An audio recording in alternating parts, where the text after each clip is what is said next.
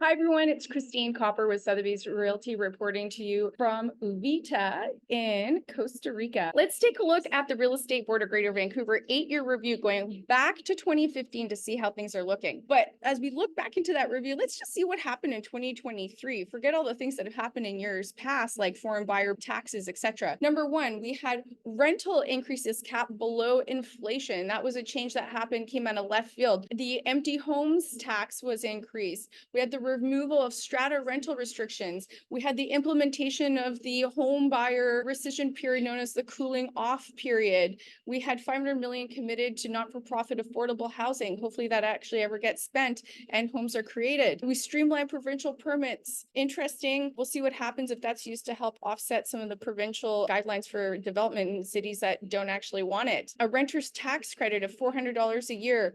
The removal of age restrictions for 55 plus buildings, short-term rental restrictions that came out at the end of the year, and of course, Bill 44, 46, and 47 with multi-unit development on single family and transit-oriented areas and some development financing changes. Like, wow, there's a lot of change just in 2023, and it's actually hard to keep on top of it because there's so many rules and regulations and changes involved in all of these things that impact our housing market. So we'll see how it's going to play out in the future, but there's your summary. If you go back to like 2016, we had foreign buyers tax, and then we also had the stress test was implemented in 2018, which you're going to see the impacts of in the upcoming slides, which also kind of give you an idea of why the interest rates are such a big player on today's market reality. Here's our annual sales. This is the amount of sales that happened in the entire year from 2015 to 2023. Like, wow, if you go back to 2015, 2016, 2017, those were huge. Look at the market activity back then. In fact, if you remove them from the page and you went to 2018, which is when the stress test came in and the foreign buyers tax, you can see the impact on sales almost halved from 2015 to 2018. And then it slowly started to increase. In 2019, we start to see interest rates decreasing a bit. And then, of course, in 2020, they were just chopped off at the knees.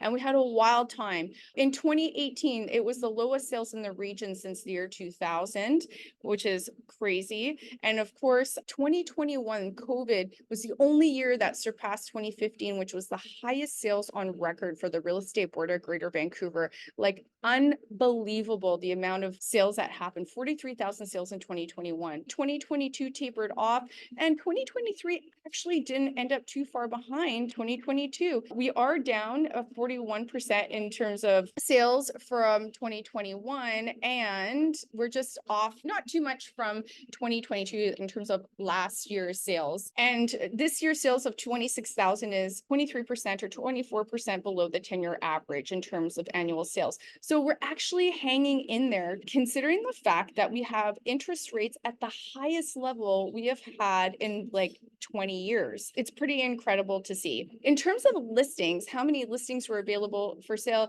Here's an opportunity to see in 2021, while we had lowest inventory to deal with demand, you can see how many homes were actually listed and sold. Absolutely incredible. This is a unicorn of a year. Didn't even happen back here in these really big years of 2015 and 2016. 2019 was one of the lowest. Here's one of the highest, and we're just sitting at actually at one of the lowest now at 50,893. That's down 7.5% year over year, down 20% from 2021, and down 10.5% from a 10-year average. But overall, not too shabby. Like, we're still sitting in the 50s. Obviously, we're not hitting the 60s, but that's a unicorn of a year. Low level listings, not a lot of inventory coming on the market, which also impacts the amount of sales. If there's nothing to buy, no one's going to be selling and listing their home, as well as, obviously market influences like the interest rate. But so far, things are looking fairly resilient, all things considered. The benchmark price from 2015 to 2023, I think this is an absolutely spectacular graph. Despite the fluctuations in the markets, the things that have happened here after the stress test was enacted, and then of course, interest rates being increased over 5 points over several years, year over year. So from last December to this December,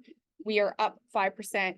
In 2022, the peak in the benchmark price hit 1.228. And since then, we've been trailing back and we ended up the year at 1.168. There's been some decreases or a bit of downward pressure on price, But regardless, here's an opportunity to put it into perspective. The market always has its swings, it corrects and it overshoots. And in terms of a long-term perspective, the market in the real estate board of Greater Vancouver has been extraordinarily resilient. While our sales end up quite low, it's been a very strong year for the Vancouver housing market, considering that mortgage rates have been the highest that they've been in over a decade. While forecasters and myself included were thinking there was going to be downward pressure on prices, which we have experienced, the fact is that year over year to the end of 2022, we've had a 5% plus gain across all home prices for all product types, as you saw, for example, when we were taking a look at detached, west side versus east side, etc. So it's been an extraordinary year for the real estate board of Greater Vancouver. I thank you very much for taking the time to listen to this update, and I really look forward to connecting with all of you.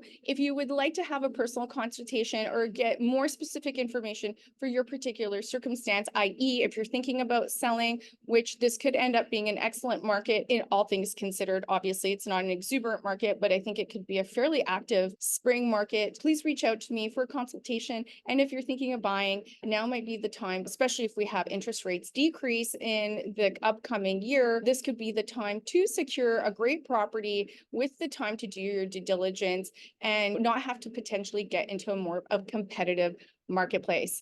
I'm Christine Kopr with Sotheby's Realty in Vancouver.